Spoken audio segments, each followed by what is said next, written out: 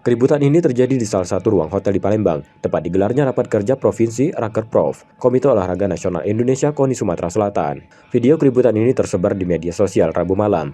Dalam gambar terlihat salah satu peserta bahkan sampai mendorong salah satu pimpinan sidang. Keributan akhirnya bisa ditenangkan kembali, dan agenda Rakerprof pun kembali digelar. Dari informasi yang diperoleh, perdebatan dan akhirnya memanas saat agenda Rakerprof memutuskan bagi calon yang akan mendaftar sebagai Ketua Umum KONI Sumsel, salah satu syaratnya adalah memberi kontribusi sebesar 300-500 juta rupiah. Syarat tersebut akhirnya diputuskan setelah memulai voting terbuka dalam sidang Rakerprof. Salah satu yang menyayangkan syarat kontribusi tersebut, Kepala Bidang Hukum KONI Sumsel, syarat kontribusi tak diatur dalam AD dan ART KONI Sumsel, serta membatasi dan memberatkan calon Ketua Umum yang akan mendaftar. Saya tidak tahu apa ini sudah pernah terjadi di 38 provinsi KONI yang lain atau tidak. Tapi ini terjadi hari ini di Sumatera Selatan. Saya kalau seperti ini,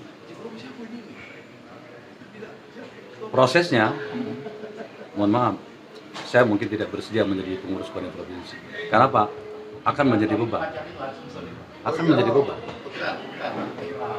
Belum menjadi pemimpin KONI, kita mau mengembalikan uang dari mana dari KONI itu? Misnan meminta KONI Pusat untuk mengawasi proses tersebut agar tak melanggar aturan dan ketentuan. Lebih jauh selaku Kabid Hukum KONI Sumsel, Misnan akan menggugat syarat tersebut. Pemilihan Ketua Umum KONI Sumsel rencananya akan digelar akhir November 2023 pada musyawarah provinsi.